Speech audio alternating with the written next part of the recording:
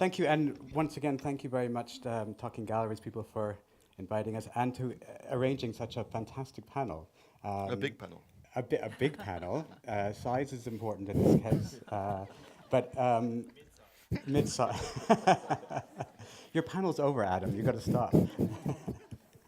What I want to do first is someone's got to show some graphs and charts and numbers. No one's done it. It's going to be me, and I think it's going to be interesting because it is quite a provocative title. What they said, this idea of collaborations. A lot of people have said, like, what are they? I think a lot of it is somewhat what we're going to be doing today is really trying to really talk blue sky in a way. Things that are happening now, which are collaboratory between the parties, and what could be happening in the future as well as sort of looking at reality and what the situation is and what it has been. We're incredibly lucky, and not lucky because Talking Galleries sort of did this on purpose in a way. Every one of our panel members has been on both sides of the, I'm not going to call it a fence, but both sides of the game in some way, from both an auction perspective as well as a gallery's perspective. So, and at very high levels as well, which I'll tell you about in a second. So we have the great benefit of having a huge amount of experience from both the auction sector as well as the gallery sector, and talking about what's going on the ground as well. So we're very, very fortunate. So I'm just going to introduce them very quickly, just in terms of the dualities of what they're up to. First, I'll start with our sole female panelist, Susan Dunn, who is president of Pace Gallery and has been involved in other panels as well by name. And she's the president, as I said, of Pace Gallery, but is also formerly vice president of Christie's and head of a contemporary art department as well. So fantastic experience on both ends of the spectrum. Martin Klostenfeld, who's here, is a senior director and senior specialist of contemporary art department at Sotheby's in London. Before that, he's had much gallery experience. Firstly at Barbara Gladstone in New York, ran his own gallery for 17 years or more in Berlin, and a half years, but who's counting? And as well was director of international specialists at Philips as well. So absolutely fantastic experience on both sides of the coin as well.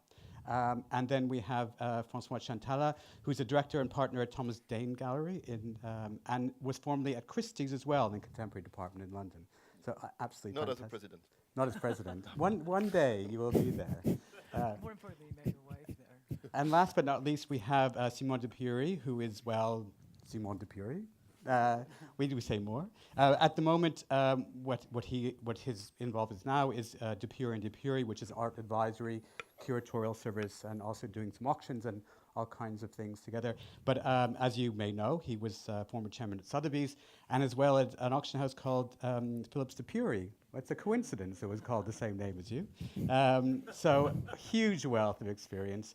So what I'm going to do now is I'm just going to contextualize what we're going to talk about. I think it's interesting to see a lot of what's the relationship between the auction houses and galleries comes from what's happening in the market.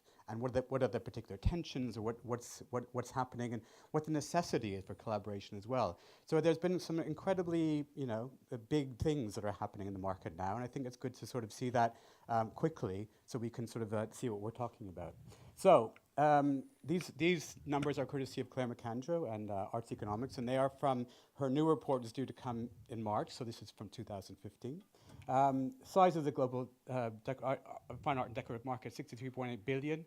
150% growth since 2013. The art market has been growing hugely in the past 10 years, the past 15 years.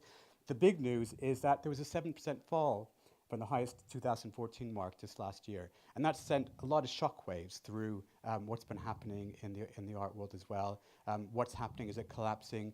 It's just always been on this trajectory of up, up, up, and all of a sudden there's this dip. And that's caused a lot of things going to be interesting happening. In terms of the split between dealer and gallery, in 2011, it was about 50-50. And this is all from the results of surveys that Claire does of all galleries internationally. In terms of the auction sales ratio of auction sales and dealer sales. And you'll be pleased to know in 2015, it's been steadily rising on the dealer side. So 10 years from now, we'll be 100%, and there'll be no auction houses, potentially. We'll see. But that's just an interesting result as well. This is a scary graph. What's interesting about this graph is, as you can see, just the huge growth since 2000 of the art market generally. This is the auction market, Sotheby's and Christie's, which dominate the auction market. That dip in 2009 wasn't a very good year, but what was amazing and what people do really comment on all the time is the resilience and the speed with which the art market recovered from the financial crisis, and almost up to the record levels within 1 year of things happening. And that was all fine and everything was going well until, as you see, the final 2015, there's been a dip. So there's gasp horror in the auction world and in the art world in some way. What's been happening, I'm not going to go into too much detail, but as you can see, the contemporary market is a lot to do with what the drop is. The auction sales fell by 14% in post-war contemporary, and I think in 2016 you will see even more than that. This is from 2015. 20% drop in number of transactions, and that's the key. There's been less supply at auction. Why that is, there's lots of reasons. A lot of it is because there's intense competition for consignments between the auction houses. Guarantees have kind of slowed down because they become risky and expensive, which means that people aren't putting their big pieces up for auction as much as they were before. And Chinese sales have fallen as well, 23%. So that's been felt in the art market as well. And that's for various reasons, not necessarily all bad, but there's changes in the market, there's the economy and the Chinese economy, but also there's a lot of measures to stop corruption, which is a good thing. So that's basically what's been happening. What are the responses from the auction houses and what are the effects on the auction house? It's been very interesting. There's a lot of expansion of collector services in the auction houses, which is causing, for the gallery scene, some concerns and some tensions, as you might say. Private treaty sales are rising to almost like 20% or more some years in terms of the percentage of the sales of the auction houses.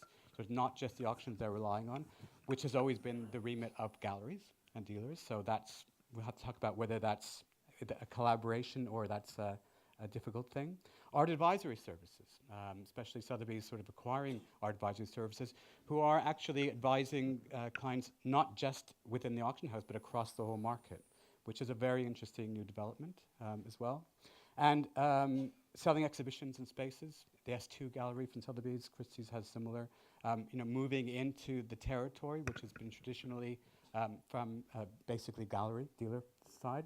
And most particularly and recently, a really move towards management services for artists and artist estates. And that's what I'm going to talk particularly about that in our discussion, because that's quite a big thing. And that's a very new role for the auction houses in some way to be taking on. Other effects, in a way, of this sort of issues about the auction world is a lot of migration of expertise. So a lot of auction house staff have been, with a lot of collector ties and a lot of experience, have been moving into the gallery and art advisory worlds. And we'll talk about sort of what effects that have as well. Some of these people here have moved as well. And just generally, I mean, this is something we should get out. I mean, yes, it's a great idea to talk about collaborations, but the elephant in the room, in a way, is that there's been a really historic tension between auction houses and galleries, and that's because of different priorities, really, that they have. The galleries are very much custodians of the artist careers and markets, and when they lose control, like when things go to auction, similar to we were talking about yesterday, the Adrian Genny issue, it's a tricky situation when auctions don't have the same priorities as galleries do in terms of their relationship to the artist and to their market and career. So there's a mix match of that as well in terms of who's stakeholders in the career. Also, in terms of the advantages the auctions have, they're big and they're international, and they also have incredibly close international ties with collectors everywhere and data. And that's something that's not easy for a gallery to compete with sometimes in terms of the relationship. So finally, where does that leave us? I think it was very interesting that Claire McAndrew's report last year talked quite a lot about asking galleries what their biggest challenges were, what they thought their biggest challenges to come were. And it came up with this graph. And I think significantly, of the top three, number 3 was competing with auction houses, was one of the gallery's top concerns. And I think that's something I want to talk about, because the word competing isn't what we're supposed to be talking about today, but it's underlying a lot of what discussion we will have. So to begin with, I think I would really like to ask our panel members what their view. Can you still hear me as I'm walking away? Yes, the magic of microphones. What your view on that statistic is? Do you really feel that is a big challenge for galleries? The competition with auction houses, is that a fundamental issue? Martin, do you want to? I mean, I have a fairly untypical view on this, most likely because I used to be a gallerist representing young artists, and then made quite a radical shift from closing my gallery and starting to work for Philips, and have recently moved to Sotheby's about 6 months ago. I do understand the fears, and I do understand the concerns, and I do understand that I found myself very often talking about things, finds very easy, quite often, solutions. Because the fear is there, and the mechanisms are there, and some things have probably changed in the more recent years. I remember when I started going to auctions was in the early 90s, and you could hardly find an artwork that was younger than 10 years, if at all. We talked about that a couple of years ago, and then it shifted more and more towards the emerging artists. And I think right now the shift is going away from that again. And that was one of the things that I set as a goal to myself when I joined Philips at the time, because I understand what problems can arise from that. But I have found in my role as an auctioneer and working for an auction house, I have incredibly constructive conversations with gallerists, with dealers, and if there are concerns and we talk about them, we usually find solutions that that work for both the auction house and the galleries or the representing dealers. Right, Susan, do you think that competition? Well, absolutely. I mean, I'll start out by saying, you know, I was actually very happy to have started at an auction house. I didn't plan it this way, to go from auction to gallery. But in hindsight, I'm happy it worked out that way, because auction gives you an incredible overview of a certain market, which is the resale market. And when we look at these figures, which are behind me, and I can't see them, but so I'm going on what you were saying, these are auction figures. Auctions and people who make these tallies have no access to what actually happens in a gallery. They have no access to gallery figures, so these are a bit skewed, I have to say. And it is cyclical. We are very competitive, obviously, with auction houses for material, but at a time when these figures go down, the figures go up in a private gallery, because people don't want the exposure necessarily of auction. They want to sell something privately. So when things started going, you know, south in the auction market last year, we all of a sudden had Rothkos for resale, which we hadn't had. Or we also, you know, it's very competitive at the high level, but both places have two different missions. I mean, a gallery's mission is to, and galleries have different missions. So we talked about the mid-sized gallery. The gallery that I work for is a gallery for internationally established artists when they join the gallery. It's sort of a management system for people who already have international fame, are in museum collections worldwide.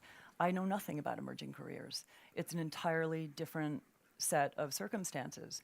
But a gallery, any gallery, is about stabilizing a market, making a market and keeping it stable so that an artist can grow in a healthy fashion. The auction mission is that sale. And if they make a mistake or guarantee something for $18 million, it doesn't work out, they end up, you know, at 13 million, they're out, you know, that margin, they think, okay, we won't do it next time. We don't do that, and it can be incredibly damaging to a market. So they're two different businesses. And when I started at Christie's, the head of the contemporary department used to say, dealers are your enemy. I wanted to call dealer friends and say, what were the prices in the last show? And we were forbidden from doing that. Now there's much more of a dialogue, as Martin says. Right. And, you know, one sees shows and knows the asking prices, but you don't really know, you know, what things sold for. And so an auction can skew an artist market. So it's competitive to get material, and I think ultimately there are two different missions. Okay. François? No, completely. I mean, competing is a bit of a kind of is a bit it's a bit difficult to talk about competing between auction houses and galleries because we do such different things, and yet at some levels, when I'm handling a resale or secondary market group of works, we are in competition, but it's that sense of omniscience of the auction house that they can or they should do everything because they have to answer to their board or their group of investors to gain market share is in essence what's the most frustrating or the most kind of unrealistic endeavor of all, because every attempt to penetrate the prime market is or has, or I suspect will fail. This is, I really strongly believe that people do what they do and they're good at what they do, but we have to maintain a certain kind of distance. Collaboration is another word. It's a very beautiful word, but the extent of collaborating with auction houses, as I know it, is very often a phone call day before the sale, if I'm lucky, with a very anxious person there saying, we have nobody interested in your artist. So just That would be me on the phone. no. Exactly. And every time I say, call me. You have my number. It seems you have my number. Just call me a few weeks ago, you're and desperate. let's talk about Yeah. it, because you obviously been very, very keen to get that artwork to sell in your auction. You made a mistake in overpricing it, just because someone has taken you on for a ride, either for motives that are purely speculative or just personal. I don't care, but just that's the extent of a collaboration. If that's the collaboration, that's it's a little bit submissive on my part. Okay. Simone, what say you? So, Jeffrey, I know you said you wanted a panel with blood on the floor. Yeah, here we Lots go. of We can wait a few disagreement- minutes. Lots of disagreements and differing opinions. So I don't want to disappoint you too much on that front. But I feel whether we are dealers, gallerists, curators, art advisors, auctioneers, whatever angle we come from, we have one thing in common. We're all passionate about art. We love art, and we all have a responsibility towards the art that is entrusted to us on a temporary basis, whether we are, again, in any of those capacities. And so ultimately, we all, pursue the same goal. And that's why I think we have many more things which unify us than things that divide us. So I'm a strong feeling that for a good market, you got to have a strong galleries, strong dealers, and strong auctions. It's not one or the others, because when you're a dealer and you sell something privately, the only way you can justify the price you're asking for it is by referring to similar works that have been sold on the public market. And equally, if you do an auction, if you don't have the whole dealing community who participates, you can't have a proper auction. So there is constantly this need of each other, but it's of course more interesting for everybody if you say it's very antagonistic. And of course it is competitive, but life is competitive. It's all competitive. But again, I feel we have much more in common, much more common interests than things that divide us. Okay, there's no blood there at all. No. Simone. It's very disappointing. I know. Well, I can disagree with that. Please happily. do. Please I mean, do. we don't look to Yeah. auction to price artists' work. We're making a market, creating it. So it's not, we don't look at the auction prices and say, oh, we'll do this. With Genny, yesterday when Tadeus was speaking, we represent Genny. We actually brought Tadeus in on that because we wanted European representation for him, and Tadeus has done an amazing job. But we're looking at a show opening tomorrow in New York, and the auction prices, as he said, have gone up to $3 million, $10 million, and there are a lot of speculators in the market. We're not pricing the new works, even at $1 million. We're keeping them, we're building stability for an artist. So they're two different things. There is But that- you can't avoid it. Sorry. Wait, you can avoid it. You can select who you sell to and bring things up, and But you see, there is a huge hypocrisy in the whole thing because now you're getting it. yeah. Yeah. Now you go. Now you're getting what you want. shaken. Now we're What you shaken. wanted, but there's this thing of placing the works with real, true collectors, with true motives, clean motives, noble motives, and not sell it to dirty speculators. So you choose the people that you sell to, and the next thing they do is they come to you and said, "What can I sell it for? How much more can I get for it. So it's just, you see, when you collect, and I happen to be a collector as well, I think we all and do. you say, I'm a dealer, I'm an auctioneer, people are worried to sell to you. So, oh my God, an auctioneer, that's terrible to sell to an auctioneer. But you are happier to sell sometimes to somebody who says, I'm doing a museum, I'm doing this, and then sure enough, and Gainier is a perfect example, suddenly you see that there's strong demand for that work. That person who bought something for a museum that he was going to do, well, it takes him less than 12 months to put it on the market where it makes then a big price. And for people who are snubbed by the galleries, people who are poo-pooed because there's such big waiting lists, the only way they can get something is at auction, because nobody is going to intimidate them saying, oh my God, you sold, you're a villain, you're going to be blacklisted, you're awful. It's you can just, whoever happens to pay the highest price is going to get it. And that's a wonderful system. It is a It's wonderful It is, very but a democratic price is a system. It is price. a wonderful system.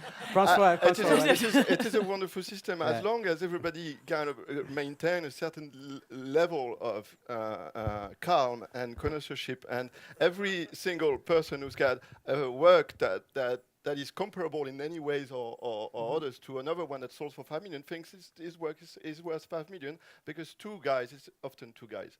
I've decided that they really want that piece because that other guy really wants it, and this other guy really wants it because that guy wants it, and then the price goes insane. And then I have an artist calling, not, it doesn't work like that, but they say, how come my work is $100,000 in a gallery where it's sold for 5 million yesterday in an auction? Of course I understand why, and the beauty of this is that, as you said, someone who has to wait, someone who makes millions every day doesn't understand why, if they can buy something, if they have the means and the ways of buying something, they're not allowed to buy it. Well, it's the beauty of what we do. But that's a price. I want to point out that's a price, not a market. Yes. You see, when you have a good collaboration, and here we come to the title of this panel, between galleries and auction houses, that's when you work for the interest of the artist at the end of the day. Because when you have a concerted effort for an artist to have a good primary market, but to have a good secondary market, that's what helps the career of an artist. I can fully sympathize with the problem it causes, not just for the gallery, but most of all for the artist. When they're young. When suddenly it goes from zero to huge price, because then how do you maintain that? It's very, very tough to maintain that level. We have some examples of artists where it did happen and where they stayed at that level, not only, and then it continued. But The list is normally you long. prefer It can a destroy a career. gradual climbing of the prices as something Can I break in sudden. though? And I think what's interesting is that's going to happen, and that you're right, because there's no supply, the price is going to go up at auction. It's left the galleries with a dilemma. What do you do? And the artist maybe is pressuring the gallery to say, well, look, it made 7 million. Why aren't you charging 7 million on the primary market?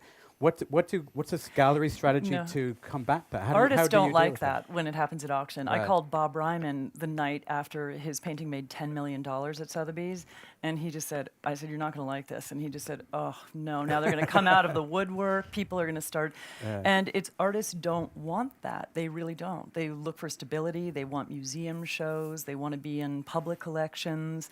They're not excited by something selling for $20 million They're at confused. auction. They're So- confused. It disrupts their... Yeah. So disrupts Martin, in their- terms of an auction house perspective, but how does that come into your thinking, or are you just happy for it to make 3 zillion as much as it can, or how does that work? No, We're answer trying to- carefully. Let me see. Very We're listening. Well, we do take all these elements under consideration, and we try to be as responsible about it as we can. Bottom line is we supply a service to sell artworks on behalf of clients, and if they would like to sell something, we try to optimize what they will get in return for it. But we do, and I definitely do, and we do discuss these things quite thoroughly, especially with young artists, because it's not right to destroy somebody's career. Absolutely, very good example in our October free sale. We had a lot number 1, which was a Michael Kreber painting. And a lot of these speculists people came up to us and said, great, who's this new hot artist? And I was like, hold on, this guy's been around for 25 years. And we hung it next to a Sigmar Polke painting because we really wanted to contextualize it. And I think we did a great service for the artist at the time because he was in Korea, and I worked with all the gallerists together and said, listen, this is what's happening. We're taking this painting in. We would like to place it. It's going to be evening sale, and let's do this together. And we did do it together, and it was very successful. And in that particular case, the dealers and the collectors were very pleased with the results. But that's what I was trying to mention earlier on, that it's good to have a dialogue because, I understand your point of view, Simon, and it's very extreme in one direction, and yours is very extreme in the other direction. I think that the truth is somewhere in the middle, and I actually do think that some artists do get excited about high auction results, and possibly for the wrong reason. But it's not for me to say. Everybody's got their own. Everybody's entitled to their own opinion. But this is Did a that answer your decent question? Yeah. That used very well. Very This is well. a very decent endeavor, and Martin is a very decent dealer. Martin is a very decent person, and I'm not denying that. And he's a friend, and I trust him because I know this is the type of work he's worked with artists. He respects them, he likes them, he is close to them. But it's undeniable that in auction houses you have lists of artists, and you have your mission as often a junior specialist or someone fairly new in the organization is to find a work by that artist at whatever cost. So you're going to be on the phone, and you're going to to someone someone you've sometimes advised, or you were with him in an art fair or in a gallery to actually tell him you should buy that artist, very hot, and you call him 6 months later or a year later and say, we really want your work, So, that I don't call that providing a service to the art community. I call that providing a service to your company. That's fine. There's nothing wrong with it. But this is the reality. Simon You provide a can't wait service to to the community as a whole. I've never seen a person buying an artwork, even those buying with most noble intentions and don't care about the investment aspect. Never seen a collector showing off saying, listen, this is a painting, I paid $1 million for it. It's now worth only 100,000. Never ever heard. You only hear the opposite story. I bought this and now look what it's worth and all of that. So nobody is insensitive to the fact that And the I'm not- values nobody is. I agree are with going that. up. And even if the secondary market is strong, the artist will benefit on the primary market because automatically the works on the primary market will sell at a different level. Now you can decide, as in extreme cases like one you've mentioned, to keep it at a certain level. And I'm told that for your next exhibition of Adrien Guény, you're going to, sell most of them to institutions, which is also his wish, so that it goes to museums and institutions, which is solidifying the market, which is great. But I think the auction houses do act in a very responsible ways, because when you have seen that there's some artists who have overproduced and suddenly their prices start going down, there are waiting lists of people wanting to sell those works at Sotheby's, Christie's and Phillips, and each one of these houses refuses to take more than 2 or 3 works by a given artist in any given sale, because they don't want to even further accelerate. And what they do is that then they multiply the amount of sales. So every month you get a sale. So there used to be seasons. There used to be a couple of sales in every city in the main marketplaces, and now you get a sale every month. Now So you get a fair every month, you get a thing every month. It's just part of the bigger access that we have, which we discussed yesterday in the panel. So I think that's what makes it all the more interesting, because you have this massive supply, massive offer of things that are potentially available, and that's where the curating aspects take a much, much bigger role. But I want to address what you said about the secondary market. And it is very important for us to have secondary market for our artists. But we have a massive investment in these artists of 50 years, 60 years with the gallery, 40 years. And we're responsible about the secondary market. An auction house, let's take Bob Ryman. A highly sought after artist, great career. Not a lot of work comes on the secondary market. So Sotheby's takes a painting, estimates it at $18 to $21 million. I have the highest price for a Ryman, and I know the Ryman market better than anybody. Do they call me? No.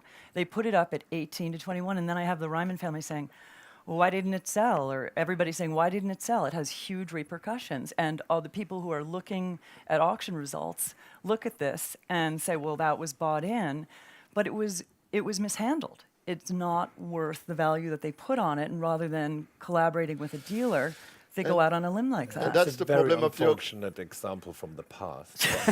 It was last year. Exactly. It was like a century ago. Looking you know? into Exactly. the future. It was last year. And the auction. What was the price of that diamond in your gallery? It would have been 10 to 15, and we could have sold it. I could have sold that for probably $12 million, which is what happened. Somebody bid 12 million, but it was the guarantor who was a dealer who ended up with the Now, picture. I'm just picking up this. Is that one of the collaborations we're talking about? Should there be more dialogue between the auction houses and the dealers in terms of setting Probably. the estimates and what's happening? Is that happening more? I don't know, Martin. Is it happening more? Not or- at a high level. No. Not even at a lower level. I think that in some cases it does happen, and it's very interesting that you have some artists who are regularly in auctions and where there is a very good, close exchange of information or advice between the galleries representing the artist and the auction house. And you have some dealers or gallerists who are obsessed in making sure that the artist doesn't get near an auction. And in the end, what does it do? It harms that artist, because when, particularly with the new types of buyers who have come onto the market over the last 5 years, if they never see a work by this artist, they feel very insecure. They think, my God, this guy is never up at auction. So it's reassuring when an artist is regularly in the auctions. And so I am absolutely convinced that those gallerists who are taking an open view and really look at what is the best interest of the artist, they seek a close contact with the relevant expert in the auction house.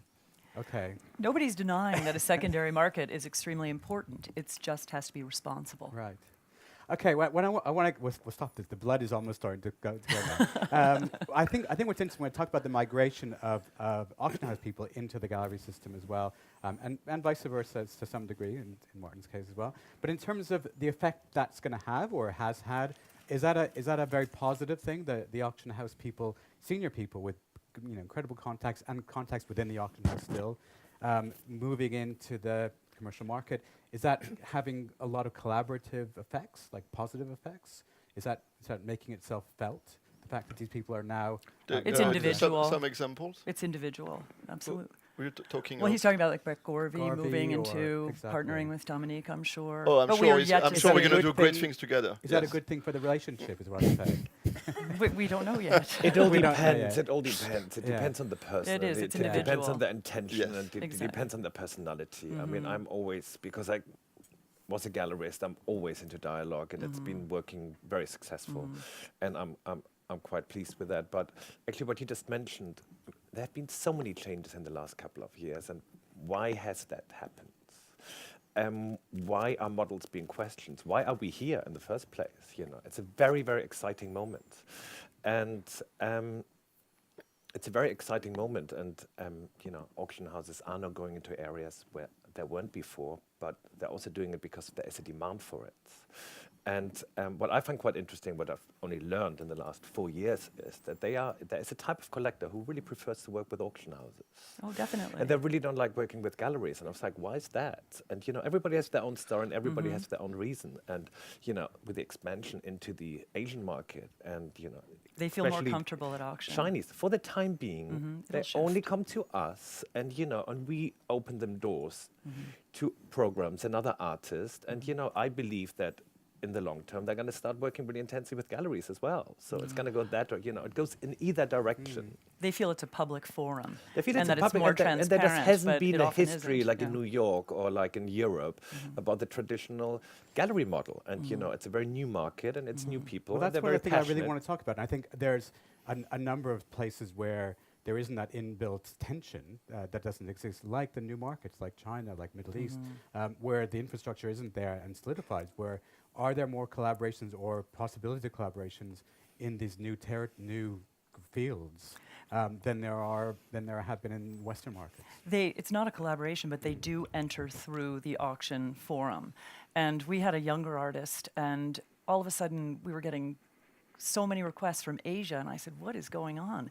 And Arnie said Christie's magazine said this was the most, promising young artist in the world. And all of us, and it was in Asia. It was distributed in Asia. So everybody was contacting us. So the auction does bring the international people into the marketplace. It's always happened anyway. I've Yeah, got collectors who are very savvy, very they still have a resistance in trusting our prices, our gallery prices. I don't understand how it's a made-up know, price. no, totally. An auction price is very simple. It's how much 1, 2, 3 people are supposed. I mean, there are cases of manipulation, but most of the time it's how much someone is prepared to pay for an artwork. So it's very, very simple, and they love that. And also they love the brand, and they love if you look at Christie since 1766, Yeah, it's not going anywhere. it's just, and there's the profile of James Christie, and it's just kind of wow, I want to buy from them. Yeah. That's it's fine, but what it does is that it puts people into it makes them become collectors. It brings them to the scene. It's very good. I want No, to, absolutely. Simone. I mean, you spent a lot of effort at bringing new collectors into the market at Philips, and young collectors and new markets. Did you see that as a competing with the galleries in terms of creating these new collectors? No, in my case, it happened by necessity in many ways. I mean, by passion and necessity. Passion for contemporary art, which has been something I've always loved during my whole life. But professionally, the only time these two things came totally together, because before I was first with Old Masters, then with Impressionist Modern, is when I was with Philips. And we couldn't afford to focus on the areas that the big houses were focusing on. So we decided there's 3 areas we're going to focus on, which is emerging contemporary art, it's design, and it's photography. And we decided we're going to, in those fields, we're going to make it completely in a new way. We curate the sales totally, i.e. we turn down 80 or 90% of what we're being offered to sell, but we really construct the sales with mostly people who have never been sold at auction, and that we believe in. And we did the same thing in design and same thing in photography.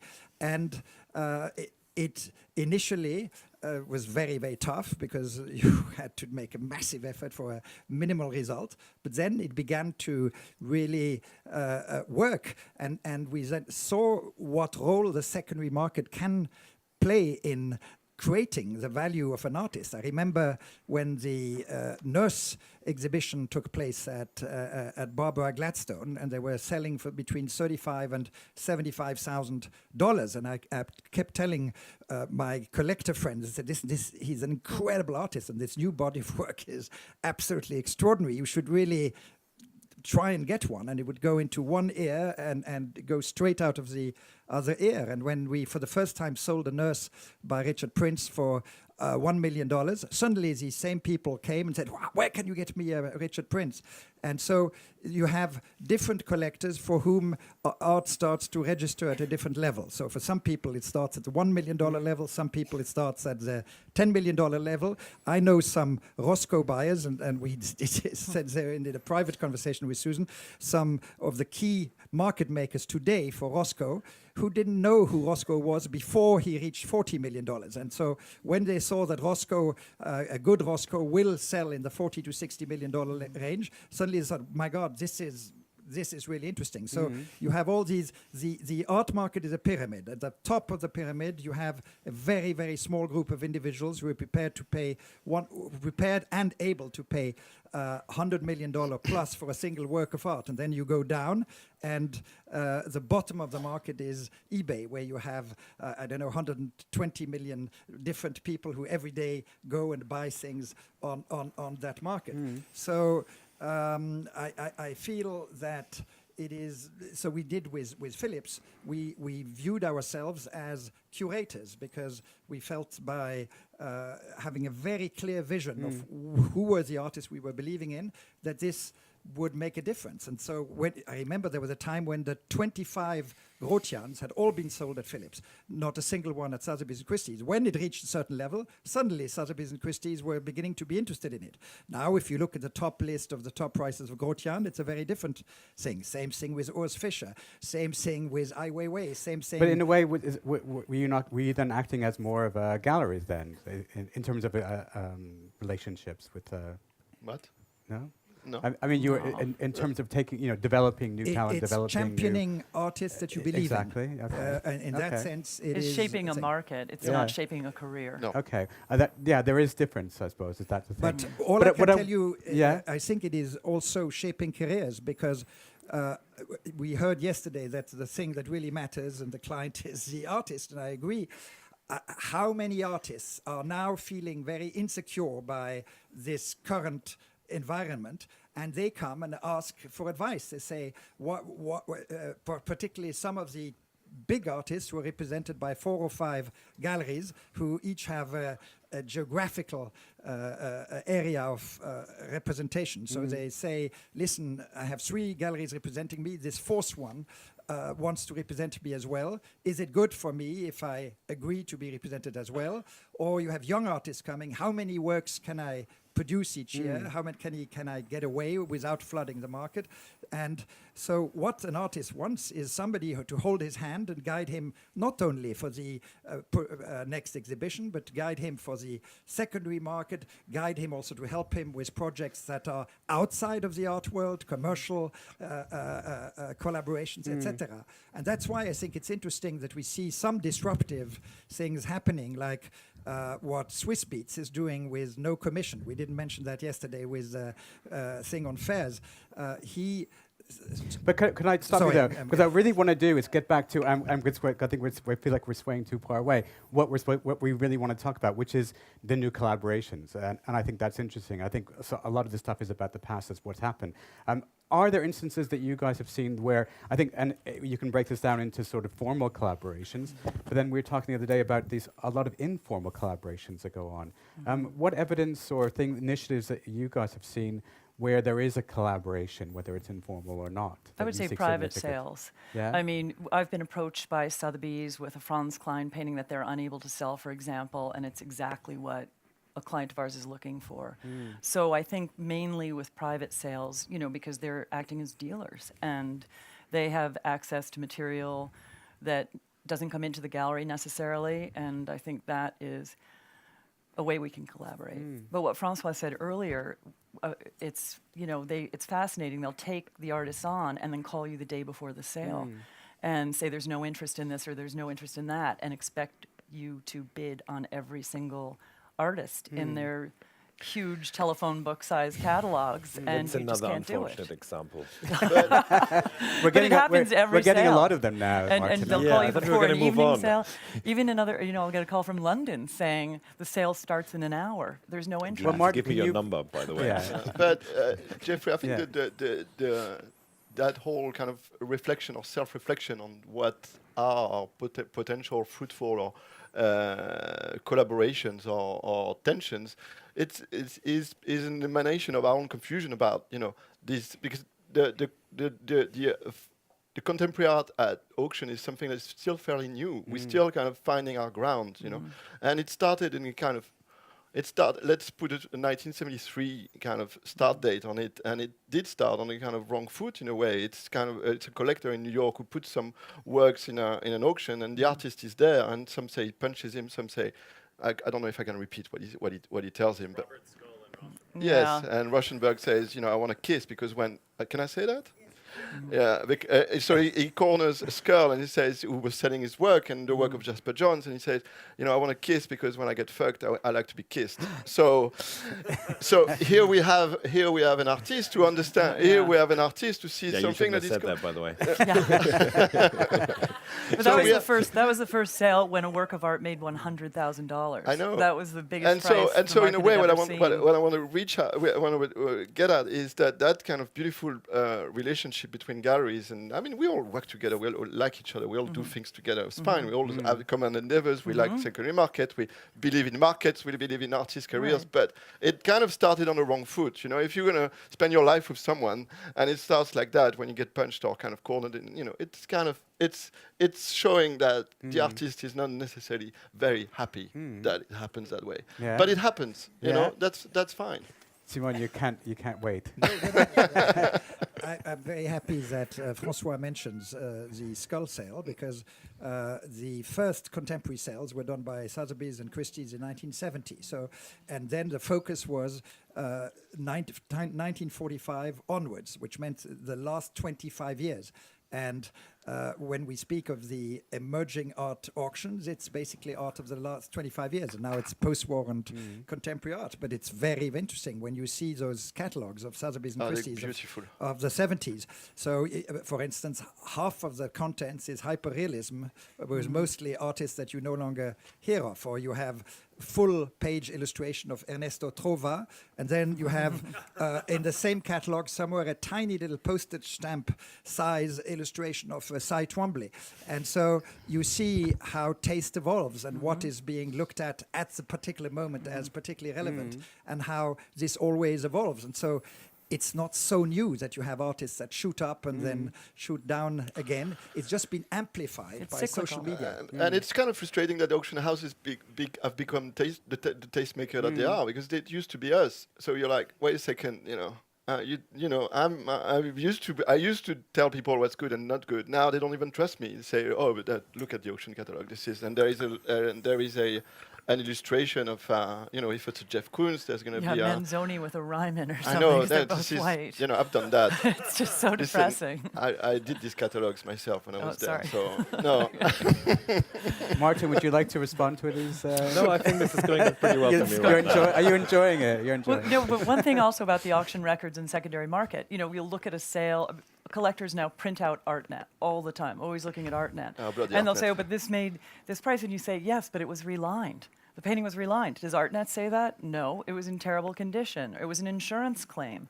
So they're skewed figures. They're not absolutely a reflection of the marketplace. Basically, it goes back to what Lisa said, that a personal conversation between client and gallerist is very important. You can't just generalize what you see, these numbers. There's a story behind everything. Right. But I think it's interesting. When I want to go back to sort of what I talked about in terms of the auction houses becoming you know, more involved in things that dealers are used to do, like art advisory. I mean, that's a sort of very groundbreaking thing, bringing Amy and team in-house as art advisors, presumably operating across the whole market, like, you know, advising their clients to go to Christie's and buy something, or to go to a gallery and buy something. Is that one of the things that drew you back to the auction world? Is this changing of the model in some way, and is that going to make a difference? Well, I was particularly interested in the questioning of the model when I started my dialogue with Sotheby's in the spring of this year. And, you know, Alan, I've known for a very long time and respect him and his views very much. Alan Schwartzman, who's joined Sotheby's with Amy Capolazzo, and I'm fascinated by Amy's biography as well. And by the way, she handled things. So absolutely, yes. I think I think that's what I tried to suggest earlier on, that it's a very exciting time because things are being questioned, and these models are incredibly old, and the gallery model is incredibly old. And you know, we're having constructive conversations to see in what direction will this go, and a small change can do a big thing. Is this now threatening to the art advisory industry? I don't think so. No. I don't think so. No, I think it's a natural evolvement of demand at the end of the day. It's more professional. I mean, auction houses always had special client services was the name of the department when I was there. So they always had in-house advisory service, but it was homegrown. This is taking it on a very, Alan is an Yeah. unbelievable advisor. It's Yeah. taking it on a very professional level. Right. Yeah, and who's respectful about all these elements. Exactly. Right. I think that every person who's active in the art market is an art advisor at the end of the day. Agree. And what I find fascinating when now being on the other side of, I will not use your term, is that when you deal with one of the three auction houses, and if you happen to ask two or three individuals in the same company, you will get three different types of advice if you ask information on a particular work, and you see the difference between those who absolutely feel the pressure of selling that work and solely focus on making a sale happen and getting you in as a bidder, and those who give you an advice which is maybe deserving their company or the selling that particular lot, but which in the long term will make you go back to that person because you know this person gives you proper advice. And so I think you have inside the auction houses some people who have incredible integrity in terms of the advice they give you, and therefore when they leave the houses all that they can build on that integrity because they always know that the clients who ask for that advice, they got unbiased advice regardless if they were on which side they were on. So it's not an institutional issue, it's much more of a personal relationship building thing, and on different bases as well. Well, I mean, if you work for a big firm, you invariably, whether it's a big gallery or a big or an auction house, you might have less freedom of judgment and of choice. But that's normal. I mean, but as Simon says, you have decent people everywhere. You have assholes everywhere. Actually, That's all. we're such a large place that you actually do have more freedom. I mean, there are certain artists I've never sold that are in the gallery stable. I work with, it's almost like umbrella companies underneath, I mean, little individual businesses under a big company. But I think the one step further than that is the idea of managing artists and artist estates from an auction house perspective. Is that a new thing? Is there huge conflicts because you're actually managing their career as well as selling it on the free market? Well, Is let's that an see. issue? Who are they representing? They're not Who are we representing talking artists about yet. then? Artist Yeah. estates. I think they're putting. I'm not sure if they are. They're how trying much to. there Yeah, are. I don't know, but It's an attempt. they've Yeah. hired to do that, but Yeah, nothing's exactly. taken place yet. It's not so happened we'll yet, see but if it and- works. and we've Is there se- potential? Is there because I think what's interesting is because finally, in a way, the auction houses become stakeholders in the artists' careers or the artists' estates' careers, which was the thing that they weren't before, which made it uneven. Is that going to even the playing field in some way? Is that a We'll good see if thing? it works. It may not work. Yeah. That model, it may have to be You shifted know, altogether. estate people who run estates are very different kind of people. So who knows? Some people are very, very attracted by some very structured deals, and some people are kind of just see a balance sheet at the end of the day, or want to get a check, or some people are obsessed with perpetuating the legacy of their father, wife, whatever. It's very different. I mean, I don't know that if to make a conscious, aggressive move into artist estate is even realistic. I mean, we've just seen one that's kind of backfired, didn't it? Ruth Azawa. Azawa was managed by someone at Christie's, I believe. Kind of. I mean, they were flirting for a long time, and it's just been done. It's just been, but with a commercial gallery. So I think that at the end, galleries will have for heirs or people who have a stake in an estate, galleries, because they run an exhibition program, because they have a history, because they have that kind of deceptive sometimes, at least conscious love of what they do, or care of what they do. I think they will have more attraction for estates still. Yeah. I mean, the purpose. I agree. The purpose of an auction house is to make money, and the purpose of a gallery. People who started in my generation again never thought that they were going to make a dime in the business. It was about having a life in art, a life with artists, building careers, and I do totally agree with you that we need a secondary market that's strong. We need art fairs; they're crucial to the business. But like I said this morning, if you don't have an art gallery, you don't have an art fair. If you don't have an art gallery, you don't have an auction house. You have to. I mean, Pace has represented certain artists for 50 years, 55 years, and there were decades when you just keep showing them and nothing sold. Or Bob Irwin, who's one of the genius of our times, and you just keep pouring money into the situation and building things and, digging a bigger financial nadir for yourself, but it was about It would a be different nice. thing. It would be very nice if everybody did their job. Okay. And on that note, I'd like to open it up to the Lisa Schiff has her hand up. This is a good sign. The moment we've been waiting for. Didn't take long. Did you finish your sentence yet? No, that's okay. If the art world were Star Wars, I feel like the auction house are the Death Stars, and they've turned Amy and Alan into stormtroopers. But actually, I actually don't believe that. I That's a think good that's start, how though. we have painted it. And I think it is hypocrisy, 100%, there's like a vilification of the auction houses, which is not good. And what I'm happy about is that Alan is at Sotheby's and that you put a Kreber up in the right place, because there's nothing worse than seeing a really good Albert Olin in the day sale or the morning sale when it should be in the evening sale. So I think what you guys are all saying is the same thing. We need talented people working everywhere and open, because I can tell you how many times I've gone to a gallery to resell something and been personally vilified for doing it. My client's been vilified for doing it. And many times a gallery cannot sell the work. And so I'm doing everything I can not to let this thing get into auction if it's going to upset the gallery so much, because I have to preserve my clients' relationships. So that's something also that happens quite often. So I think as long as also advisors and collectors are acting responsibly as well, and there's a way to resell responsibly, but we are not 50 years ago at Pace, where maybe, when money didn't matter and you bought one or two things a year, and now as a collector, you're expected to keep buying from every gallery all the time so that you can get the thing you actually really want, but you're not allowed to sell anything. And I feel like there's this whole very ingrained kind of good and bad in the art world, that if we talk about money, it's not good. And we have to only care about meaning. And of course, it doesn't exist without that. But I feel there is just an inbuilt hypocrisy. I can't stand... Is there a question coming as Yeah. well? It's great. Sorry. No, I just don't like when collectors say, Yeah. I don't sell anything. But I did want to Yeah. ask a question. Sorry. Yeah, good. That was more of a comment. That's a good one. What do you guys think about artists going right to auction houses? And what about Damien Hirst and Oh, and auction house? that's a blip. That's a rare thing. I mean, it And he happens blew up once. his market. It happens once a generation. Yeah. And he blew up his It's like an market earthquake. completely. It's at not the meant time. to be.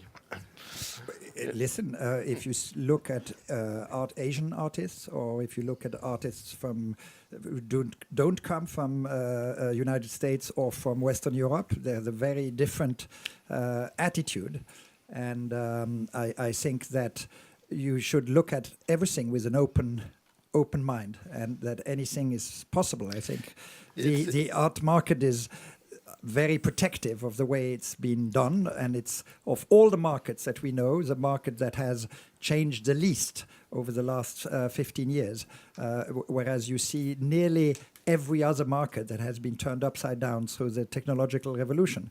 And so now there are some little things happening which are trying to change things structurally. Whether it will succeed or not, that's another question. But I think one should look at everything with an open mind, and whenever somebody is bold to take a risk and do something new, it is something interesting, something worthwhile looking at.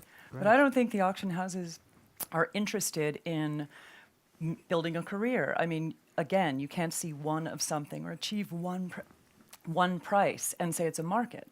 So is an auction house going to take an artist and put on an exhibition? Because people can't understand the work by seeing one thing here and one thing there. They understand it at art fairs because they've seen shows in spaces. So is an auction really going to build an artist's career, listen to all of their problems, get them a lawyer for their divorce, seriously? It's a whole different job. It is a whole different job, but it's a job that somebody who works in an auction house is just as well equipped to be able to do it if he decided or she decided to devote his or her time. You are the proof. You are both ex-auction people who are doing a very successful... No, I mean, you are an ex-auction person who's become a very, very trusted, important dealer, and Martin is the opposite, a very trusted dealer who You're not became so a very good Martin's auction the house opposite. specialist. And wanted to go out. I feel at the end of the day, it goes to what is your commitment to the artist? What is your commitment to your responsibility towards those artists? And you cannot say an auctioneer cannot do it or a gallerist cannot do it. The auction houses have taken over certain activities that the gallerists were doing, and there's no reason why the gallerists shouldn't take over some of the activities the auctioneers are doing. We are in an open world. Nothing is set that you're not allowed to do that. It's like big banks who are doing different kind of things, and there are small merchant banks who do one specific things. But nobody says, oh my God, this bank is doing all these different activities. Why are they doing that? It's appalling. The phone. Yeah. Question? It's not a question, but Yeah. I just wanted to add on Yeah. to that. I'm from Istanbul. Our market is very, very small compared to what we're talking here. And it's not an established market as well. I mean, we're trying our best as collectors, as gallerists and artists.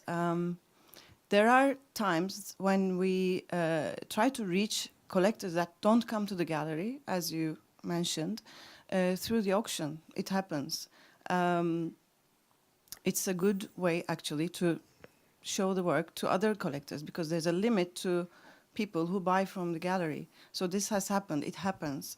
And many years ago, actually, maybe some of you can remember, Sotheby's London, actually, they had an auction of Turkish art. It didn't work at the end, but there was, of course, mutual benefits, because they wanted the Turkish collectors, and we wanted to open to the world.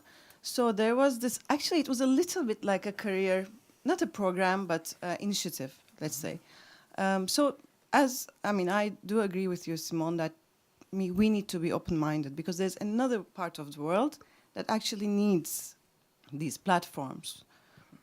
We are all open-minded, I think. The only thing is that we are kind of always very kind of protective of our own kind of industry. Me too. I mean, I learned the business in New York. I came back to Istanbul. So I know, I mean, I was taught all of these and how the auction houses are enemies. No.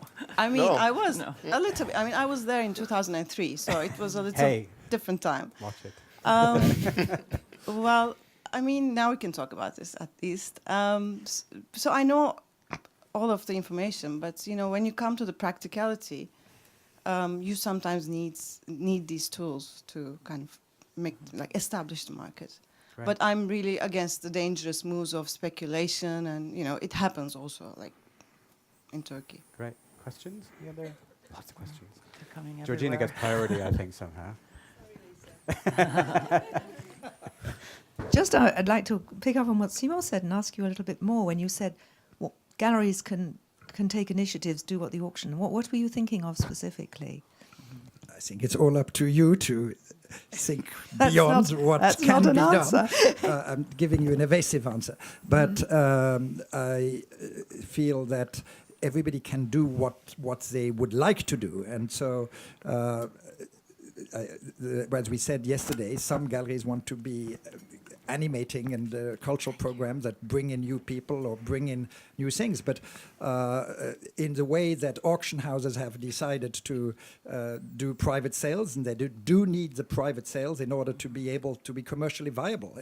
Just imagine what would happen to the big auction houses if they were not doing any private sales. Well, they probably wouldn't be here. So it is very important for them, just for the keeping the cost structure going, because it's 10 times more expensive to sell something at auction in terms of the infrastructure you need to be able to do it successfully, as opposed to being a dealer, a mid-sized gallery, for instance, or a smaller gallery.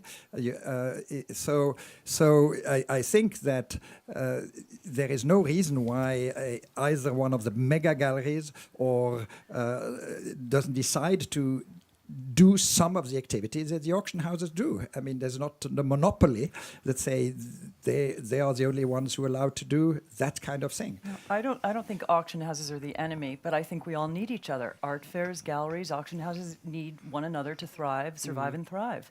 But to become a giant conglomerate, all under one roof, I think is a mistake. I think it would be a mistake. Okay. Question. Yes, my name is Martin Bernard. I'm an owner of Barro Galleria with my ex-wife here in São Paulo. She's rolling her eyes. She is. That's what he's saying. She's the founder of the gallery. Yes, my question is the following: if there is a different, and I think it's quite clear that there are different business models between galleries and auction house. And how is it possible to integrate the different activities under the same roof without having a conflict of interest, and how to deal with this conflict of agree. interest? I mean, Martin?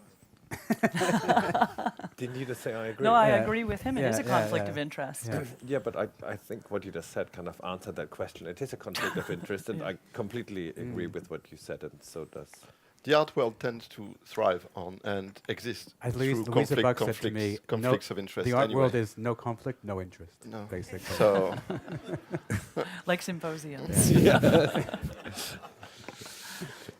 Yes. Hello.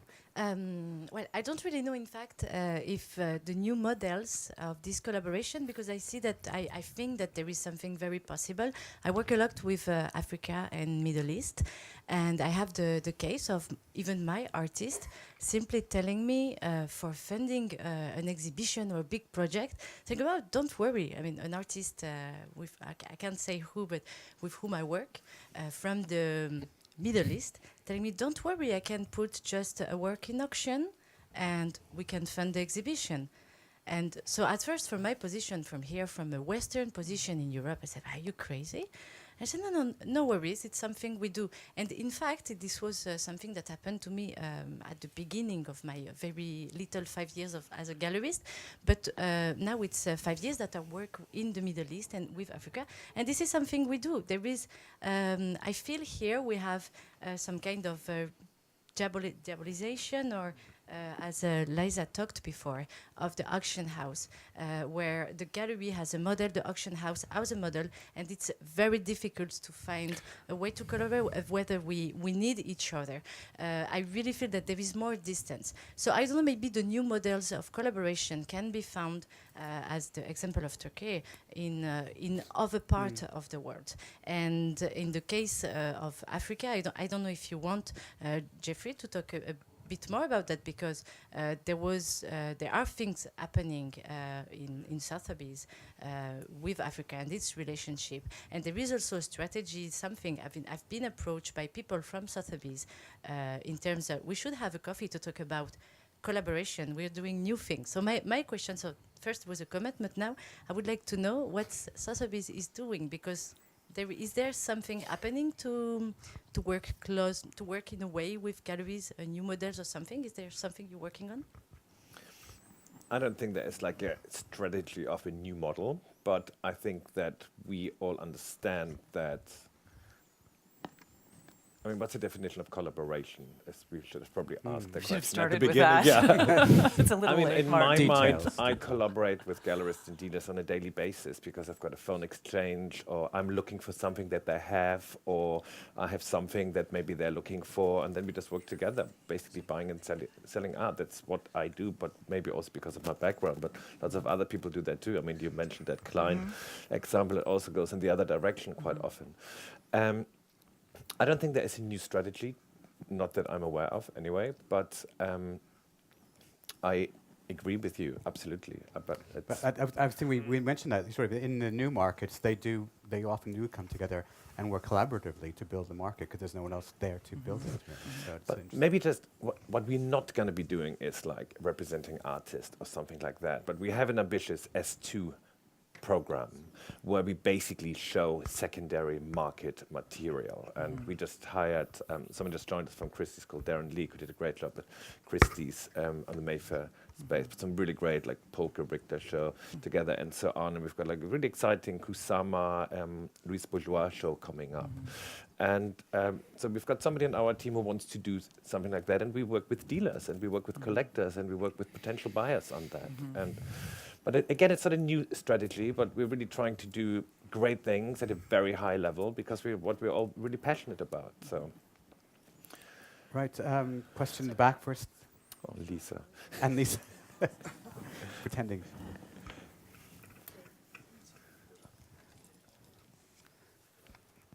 Hi, thank you. I'm happy to say that I was Jeffrey's student at the Sotheby's Institute of Art.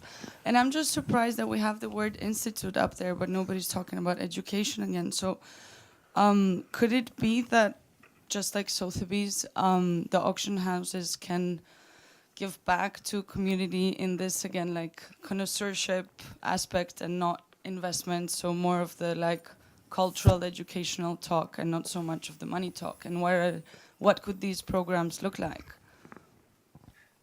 Everyone's looking at you for some reason. Well, you're the auction. Here I am. We're not Okay. there any longer. Improvising real quick. Yeah. So, Yes, absolutely. I mean, the big auction houses obviously both have education programs. Frieze, that's another big corporation, decided to also go into that direction. It is very important to share our knowledge, our passion, our inspiration, and why we do this. And you obviously have got a fantastic thing going there. So I think it's great that you mentioned this, and I hope that answered your question. Kind of. Lisa Schiff. They're keeping the microphone from you. Yeah. Just There's somebody back, Jeffrey. there's somebody sorry. back there. Hello. I don't see. Sorry. There's somebody- My, Would you want to go first, please? Yeah. my name Go ahead. is Juan Moreno. I'm from Barcelona, and I've both worked in auction house and a gallery. And it's clear that today auction houses depend heavily on the work done by the galleries. But to what extent do galleries feel the utility that the auction house can be used to their advantage? Well, I think there are advantageous things that happen, but I don't think that they can be used to our advantage. I mean, Do you not place? Would a gallery sometimes place something into an auction in order to? for a Build client, a certain career. things are better sold at auction, certain things are better sold privately. So I negotiate with auction houses on behalf of collectors, and but we're not really using them or manipulating them in that way, or maybe I'm misunderstanding the question. I just think advantageous things happen for galleries if somebody discovers a work at auction, then comes into the gallery, that type of thing. But in terms of in making people who are first buyers feel more comfortable in that Aware. otherwise quite intimidating world of ours. So that's a very good thing that auction house can do, and they're very good at it. As Simon pointed out, no market is sometimes as no secondary market is sometimes as kind of detrimental to your artist than an overheated secondary market in a kind of overdrive. So that's a second thing. It's a nice social event. Simone's So- dying. Yes. Simone's dying. No, I think, I mean, galleries constantly consign to auction houses, and those of us who have been auctioneers, who are auctioneers, do know how much galleries do consign to Buy and auctions. sell, yeah. Buying, we said But earlier more- already, but- and consigning, I'm saying now. And so, again, it comes back to what I was saying at the beginning. We all need each other at the end of the day. And again, the auction houses cannot function behind the galleries, without the galleries, and vice versa. And there's one big segment of the art world we have not mentioned, which is the whole museum world, the institutional world, which is just as important element in this whole cake. And there is also a great animosity sometimes between the commercial side of the art world, which we are all part of, and the non-commercial side of the art world. And I've heard curators saying, museum curators saying, we will not touch an artist if he has a strong market.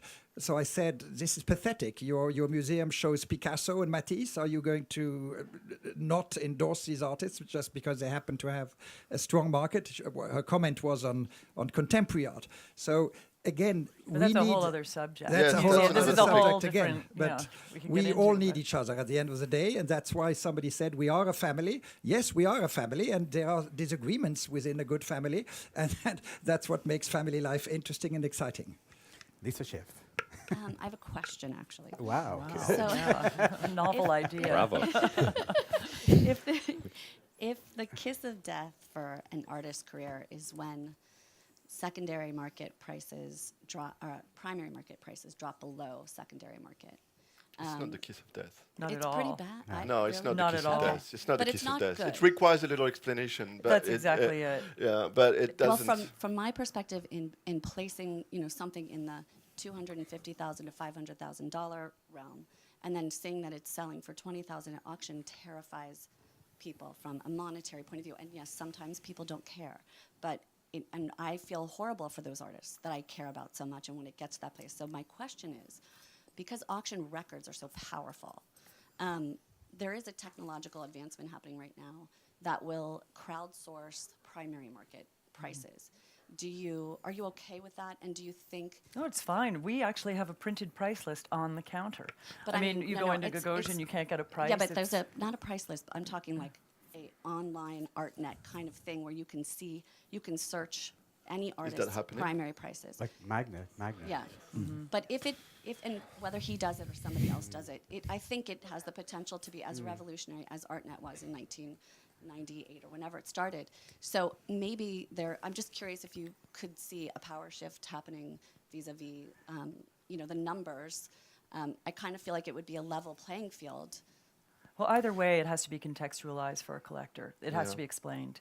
You can't look at a spreadsheet and say, this is the market or this is what happened. Everything has nuance to it. So That I understand. I'm just curious if what you have, But I'm just drawing that, something I was going to talk about, we didn't have time, but I think another where there's a level playing field is the online market, the online world, where it's new and it's fresh, and there are collaborations between auction houses and galleries on the same platforms. So I think that's another area where you can start seeing things coming together. But thank you for that. Any other? Well, You've got a microphone, yeah, and then you. Just quickly, but my question was about that. What kind of collaboration with galleries online? I wanted to talk about the online, and also if you had some data, because online is something that always, for gallerists, has been, and 2 years ago I remember a shock with the Padelate talk. So about online, what could you say? And about this collaboration. Well, what I mean, kind of the only thing collaboration? I think Martin has some Martin. numbers to give you. he's but I pulling think out his he's facts pulling and out his figures. Find them there. Martin's but just pulling out quickly, his- I mean, that's something I was looking at. This, Artsy and Invaluable both have platforms where they now have sellers who are galleries and auction houses. So they're sharing these platforms, which is a new thing, I think. Yeah. Just to give you some figures, at Sotheby's there was a 20% increase on online buyers. In 2016, in total, $155 million worth of artworks were sold online. But that what do you mean online? From Sotheby's No, online but what do you auction. People mean were online? But I bidding mean, is it online. online bid or Excuse me? is it an online bid or is it? Yeah, Bidding in online a bidding. sale. Online bidding, yeah. That's not really a. That's not online. online. That's not Exactly. online Not really an auction. I agree with It's Francois. not an online auction, absolutely, but it's online bidding. And what's quite interesting about these statistics is that 19% of those are completely new to us. Clients that had never registered with us before. So there is something is happening there, and it's quite exciting. Jocelyn, did you have a? Yeah, if you think about collaborations, which is the theme, rather than just the market in general, I think if you really, you told us that auction and secondary market apply to contemporary art and to recently made art. So, as a certain extent, most of the art, which is really like experimental nowadays, is absolutely not in the secondary market and is not represented in auction houses. I'm thinking about video art, because we had this kind of understanding that art is a painting or physical object, which is not it doesn't reflect what's happening now in terms of artistic production. And galleries reflect what is being produced nowadays, and sometimes it doesn't have a market. So I'm speaking about performance, about conceptual art, which is not material, or video art, which and the market for visual art is shrinking nowadays, while it's getting more and more important in terms of artistic discourse nowadays. So are there ways, and now we hear about galleries and auction houses working together to expand the market in new areas, but always is this idea, okay, let's focus on Korea, let's focus on Africa. For me, it's very reactionary to always think in terms of geographic territories, but because it's at the end it will be a painting from the 60s, or this artist from Africa from the 80s who was not in the global art market. And I think I'm really interested to know if they are on the auctioneer side, if there is a thinking to integrate in the market areas of artistic production, which is not so easy to represent in an artistic in a catalog, or on an online, on a computer on a screen. Performance art or new media art or things like that. It's only if they start programming like galleries, because an auction's not going to do anything unless it's a money-making vehicle for them. Neither Where the big galleries galleries. put on something and we think this show won't make any money at all, we'll lose a lot of money on this exhibition, but it's important to do. They don't take risks like that.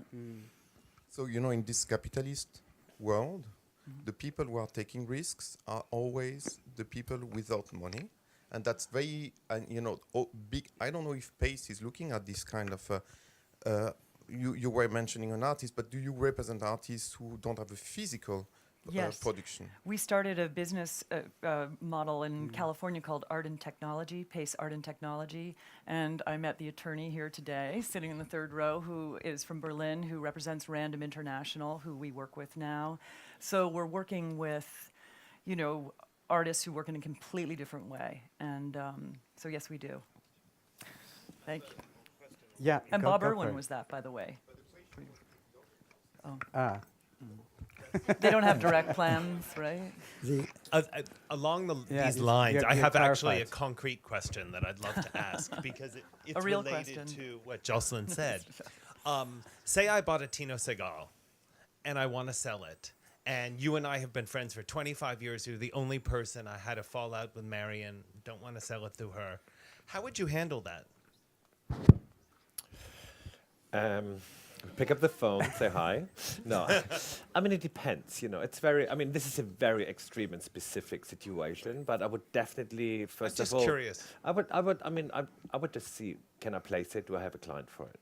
Straight away before actually considering auction. And if you would insist on an auction, I would consider it, absolutely. Would you call Marion and actually ask her about the work and the conditions under which it was sold? And, you know, what might She be would the then call best you person? and stop you Yeah. from this whole process happening. And what if so- I say, too bad, I don't want anything from her ever again, and this is how I want to do it, and my loyalty is to Martine. Let's have a role play thing going on. You know, I just think this is one of those potential new ways of collaborating that maybe she could assign the collector, but you could do the deal. I don't know. I would be completely open to it, and I'm pretty confident that we would place together in a good way. You wouldn't have to call her at the last Actually- minute and say we bid on this. It was always my dream Absolutely. to be able to sell a Tino Segal at auction, and sadly, it did not materialize the possibility of doing it because I thought this would have been Did you a really chase a fun, consignor? a fun, innovative thing to do. Also, to answer Jocelyn's question, it was also my dream to do an all video auction, to do an auction just with videos, and I have discussed it on numerous occasions with my former colleagues at Philips, and the commercial reality, sadly, had made us to have to abandon it because if you were going to go ahead with an auction where you were going to, in the best case, maybe sell 15% of what was being offered in the sale, we would have made a greater disservice to video art than a service. And so very reluctantly, it is the commercial reality that Susan referred to, which prevented us from actually going through and doing that plan. Yes. If video art starts to sell in 10 years for a huge amount, auction houses will handle it. You know, that's No, as but simple the as thing that. is, do you know the difference between an auction house having a big failure and a gallery having an exhibition with nothing sells is the public side of an auction. If you have, if you're an auction house, you have an auction that nothing sold, it's really tough for the auction house, very difficult because it's totally public. Whereas we know of plenty of exhibitions that nothing sold of, but there is no repercussions because there's not that transparency. Also, if I may just add, again, I see this as a circle. Video art is not so popular right now, but I'm Yeah. pretty sure that's coming back. And very recently, there were a couple of examples of very successful auction results. One for Bruce Nauman at Christie's in the last season. And no, that wasn't a risk. You're absolutely right. But it was video art. There you go. Any other questions? No? I mean, I think I'm slightly curious. I think there's a question over there. Oh, you have a question? Yeah. Just following up on Jocelyn's comment and your comments, this is exactly what I think the difference between an auction house and some galleries is. the capacity and the ability and the will to invest in a long-term basis, building up the career of an artist without any guarantee that you're going to have success. That's right. And That this you're is gonna something to succeed. celebrate. This We have is the different big roles, we have difference. different And missions. both areas and of we work are and fine. It does. We all feed each other. Yeah. But So- this is a very important difference, and it is the difference between one area of work and the other. They can be complementary sometimes, there can be collaborations, there can be interesting conversations, but by default, an auction house will never be willing to support an artist for 10, 20 years without having sold one work. Exactly. Some galleries do it. Yeah. Oh, yeah. For 50 years. And some dealers became very, very wealthy because of the works they have not been able to sell. And I was interested, we've been talking quite a lot of the auction gallery relationship on a high level. A lot of the people who are here are galleries who are at mid-level, so we talked about this. Are there different issues that galleries who aren't selling works in the millions or selling, maybe not in evening sales or things? Are you asking the audience I'm the asking question? the audience, yeah. If you want to answer it, you're No, more than it's welcome okay. to. But I'm just curious if you have any particular concerns. Are we speaking too high level, or are there concerns about auction houses at a lower level as well? It's all perfect. This is the problem with asking an audience. Yeah, I know. I thought I'd cry anyway. Yeah. I might have a case study. I'm about to show this year an artist that has been disappeared during 10 years and who rocked the auction. I think it was Sotheby's. I don't look much, but I think it was Sotheby's in Doha, maybe 5 years ago or 4 years ago. So he's now with this auction, the Arab living artist more valuated. But I am a small gallery, so I'm very happy for my love and passion for his work. So now I have this question of working with someone that has been out of our ecosystem during more than 10 years. He had a wonderful exhibition, well, not an exhibition, but this wonderful auction with wonderful results for a great collection. Everybody knows it. But now I will have in Madrid a wonderful show, and I don't know really how to approach it. So on what level? On commercial level, as a gallery, practically, I will receive the work. I will have to set a price. People, I know I have a lot of demand because it's someone that people are really expecting to. I won't sell anything, as Suzanne was with the example she said, but this is the case of the reality of a small gallery from Madrid in front of something in auction. The sale he made, it was £1,005,000. So you're no, lucky. Yeah, well, I no, mean, but that I know in sounds- fact. it sounds like But it's not. Not It's not joking, what I but will be I selling. can You see understand me? future collaboration. Yeah. So it's not what I will be selling. Is it No, one it's not this price. auction result? Just one price? Yeah, well, it was one price. It's a piece that was made with stencils. It's in the Qatar Museum Authority who acquired it. That's what Georgina. Yes, I will have similar pieces. Well, it's a case you ask for. Okay, something Yeah, well, related. there you go. It's a Yeah. problematic I have. I'm looking Thank you very forward much. to hear from you. I think we're going to have to start wrapping up. I think there's one thing I would interesting. I mean, I thank you. You guys have been very honest and open, and it's not often we get that openness and hear what actually is happening inside. But I think is there anything as a sort of last word that you think would be instrumental in bringing the collaboratory side of both of these things? Anything needs to happen, or is in the process of happening, that is going to change things much more in terms of blurring? I mean, if I may get Yeah. started on this Yeah. one, I mean, the subject matter is new models and collaborations, and we haven't come up with a single one, Right. which is quite interesting. And I think that speaks for itself. I think, We the wait to rules are see. defined, and yes, we are working together on a daily basis, and, I think communication is key, and I'm totally with you on the critical points that you both made, but I don't think they're going to be very exciting new models of collaboration. So it sounds like is a collaboration just about the way the two sides are working together on an informal basis rather than a relationship wedding rather than an institutional thing.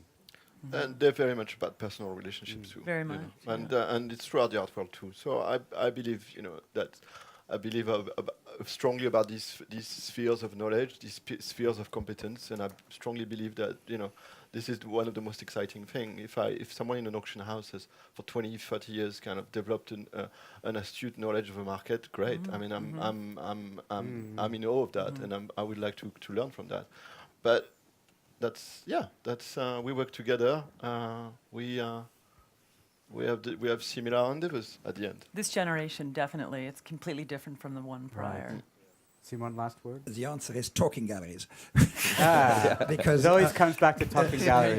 There's a way. Okay, that wraps it Well up. done. No, Okay. I genuinely feel that spending 2 days with Yeah. people having, being in the same field and a lot of whom didn't have a chance to know prior is fantastic. It's a dialogue and conversations, both the ones on stage, but all the conversations happening parallelly to it.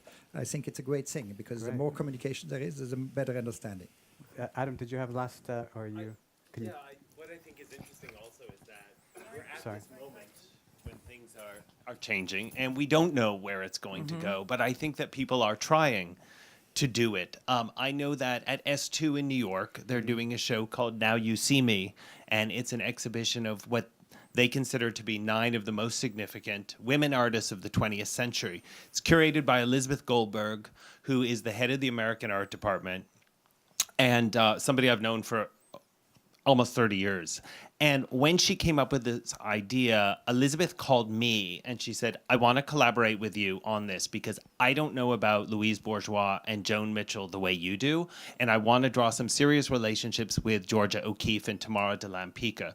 We went through the list of things that they had, both museum loans and things for sale.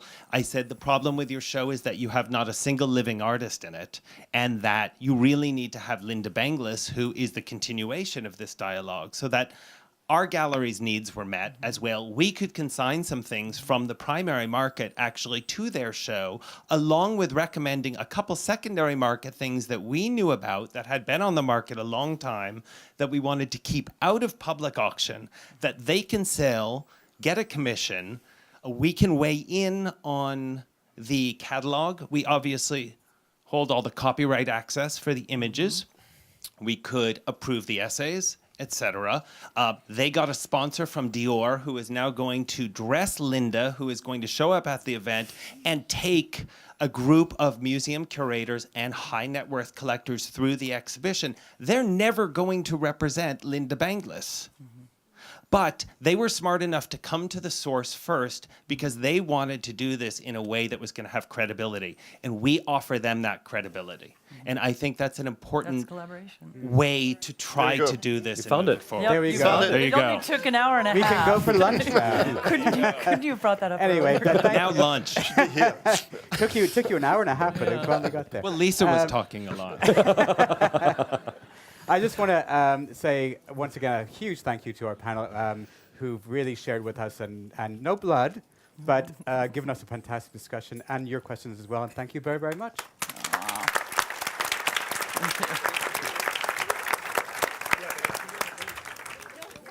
How do I take this Well thing done. off now? You're You going to can't. keep it on for lunch. I think Okay, so lunch break.